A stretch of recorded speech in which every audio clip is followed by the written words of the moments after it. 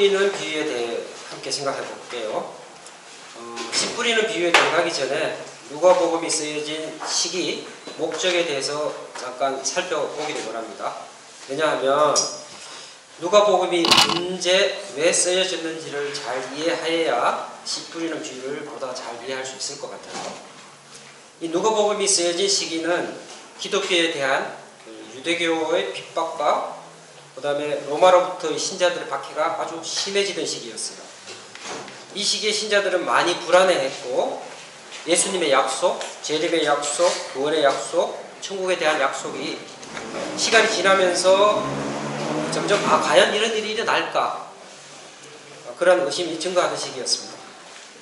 따라서 당시 이 누가복음에 저자였던 누가는 성령의 인도하심을 따라 하나님은 신실하신 분이기 때문에 약속을 지킬 것이므로 성도들이 고난을 견디고 이겨내었으면 좋겠다. 그런 목적에서 이 누가복음이 쓰여졌다고 할 수 있겠습니다. 이제 씨 뿌리는 비유에 대해서 살펴볼게요.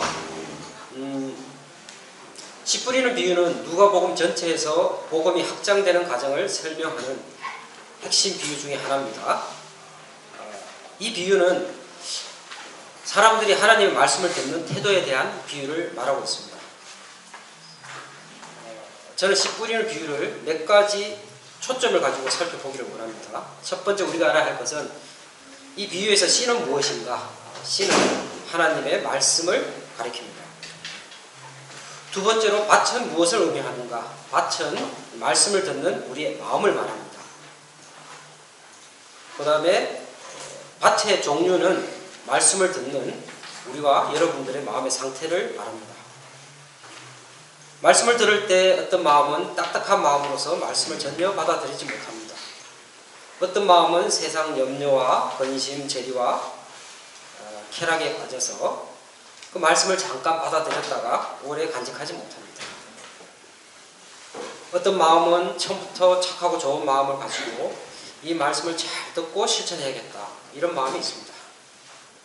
자, 그러면 이 비유에서 나오는 각각의 밭이 어떠한 특징을 갖고 있는지 분석을 해보면 첫 번째 길가에 대한 밭은 말씀을 들었으나 믿어서 구원을 얻지 못하고 마귀가 바로 말씀을 뺏어갑니다.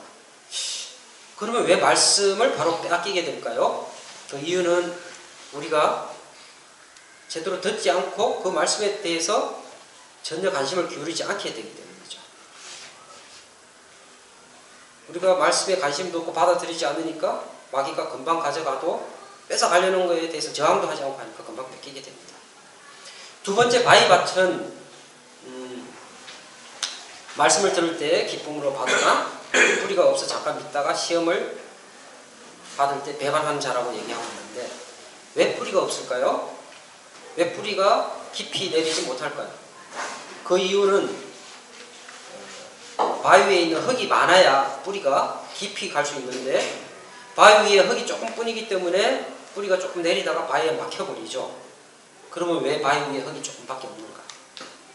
우리가 말씀으로 계속 우리 마음이 같이 갈아지게 되면 그 바위가 작은 돌이 됐다가 그 다음에 작은 자갈이 됐다가 그 다음에 뭉쳐진 흙이 됐다가 부드러운 흙이 되는데 우리가 우리 마음을 단단히 걸어 잠그고 있으면 바위 같은 우리 마음이 절대 작은 바위로 바뀌고 큰 흙덩이로 바뀌지 않기 때문입니다. 세 번째로 가시떨기 밭에 대해서는 이렇게 설명하고 있습니다. 이 세계의 염려와 재리와 일락의 기운이 맞춰서 온전히 결실을 맺지 못한다. 다른 말로 세상의 명예와 권세와 부와 일신의 즐거움 때문에 이런 것들에 대한 욕심 때문에 결실을 못하게 된다. 다르게 표현하면 구원에 이른 사람일 수는 있으나 그가 하나님 안에서 성령의 열매를 맺지 못하는 삶을 얘기할 수도 있겠습니다. 마지막으로 좋은 땅은 처음부터 말씀을 들을 때 착하고 좋은 마음을 가지고 내가 이 말씀을 듣고 내 마음에 새기고 실천해야겠다. 그리고 그 실천하는 과정에서 어려움이 있더라도 인내하고 살아갈 때 비로소 성령의 열매를 맺는 그런 삶을 말합니다. 자, 이러한 씨 뿌리는 비유에서 우리가 알 수 있는 것이 몇 가지가 있는데요. 첫 번째로 주님께서 이 비유를 통해서 우리에게 하고자 하시는 말씀은 뭐냐면 사람에게는 네 종류의 밭이 있다라는 걸 가르쳐 주기를 원하시는 게 아니고요. 이 비유를 듣는 모든 사람들이 좋은 밭이 되어서 모두가 좋은 열매를 맺는 사람이 되기를 원한다는 것입니다. 그 목적입니다. 둘째는 사단은 사람들이 하나님의 말씀을 듣고 구원받지 못하게 하기 위해서 몇 가지 방법을 사용하는데 그 중에 하나는 직접적으로 그 말씀을 우리 마음속에서 바로 가져가 버린다는 거죠. 두 번째로는 간접적으로 시험과 고난을 통해서 말씀이 우리 마음속에 뿌리 내리지 못하게 하는 방법을 쓰기도 합니다. 첫 번째와 두 번째 방법이 통하지 않을 때는 세 번째 방법으로 세상의 유혹과 염려와 재물과 쾌락으로 우리의 말씀이 열매를 맺지 못하게 합니다. 즉 우리가 하나님의 말씀을 지키고 그 뜻대로 살아가는데 우리의 시간과 신경을 쓰지 않게 하고 우리의 온 생각과 시간을 세상에 대한 걱정, 염려, 또 즐거움 이런 곳에 관심을 갖게 하는 것입니다. 자, 그러면 이제 좋은 밭의 특징은 앞에 나왔지만 좋은 밭의 특징을 보면 말씀으로 잘 개간되어야 되고 세상에 대한 걱정, 권심이 없어야 되고 재리와 쾌락에 대한 욕심이 없어야 된다. 이렇게 되어 있는데 이런 밭의 특징을 생각해 보면서 여러분과 우리 각자의 마음은 어떤 종류의 밭인가 한번 생각해 보세요. 그렇게 생각하고 난 다음에 각자의 밭을 현재 자기의 밭의 종류를 생각해 보고 난 다음에 이런 질문을 한번 던져봤으면 좋겠어요. 마음의 밭의 종류는 선천적으로 주어지고 변하지 않는 걸까? 만약 선천적이고 변하지 않는 것이라면 밭에는 더 이상 일꾼이 필요 없죠. 일꾼이 있든 없든 더 이상 변하지 않으니까. 하지만 밭은 그 밭의 주인과 일꾼들의 노력과 자세 그리고 성령의 은혜에 의해서 좋은 밭으로 변경될 수 있다는 것입니다. 또한 하나님의 일꾼들에 의해서 좋은 밭으로 변경될 수 있습니다. 다행히 우리들 주변에는 우리의 밭을 변경시켜 주기 위해서 부모님과 교사들과 또 장로님들과 또 내 주변에서 나를 섬기고 도와주는 많은 분들이 있습니다. 그리고 우리 눈에는 보이지 않지만 우리를 도우시는 성령의 도우심이 있습니다.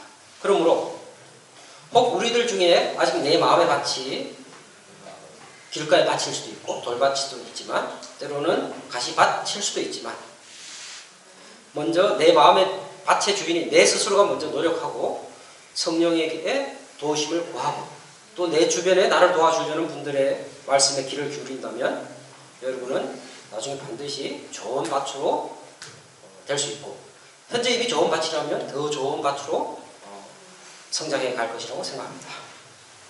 자, 다음으로 우리가 좋은 밭 또는 좋은 땅이라는 것은 어떻게 알 수 있을까? 객관적으로 몇 가지를 보면 먼저 누군가가 좋은 열매, 성령의 좋은 열매를 맺는다면 분명히 좋은 밭입니다.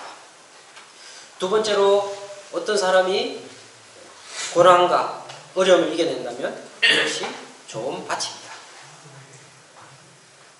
자, 앞에서 말한 이런 좋은 밭, 좋은 땅의 특징을 생각하면서 나는 어떤 삶을 현재 살고 있는가? 또 나는 앞으로 어떤 삶을 살아가기를 원하는가? 우리 자신을 한번 돌아보는 시간이 되었으면 하고요. 마지막으로 이 누가복음에서 나타났던 많은 인물들을 보면서 과연 어떠한 사람들이 좋은 밭이었는가?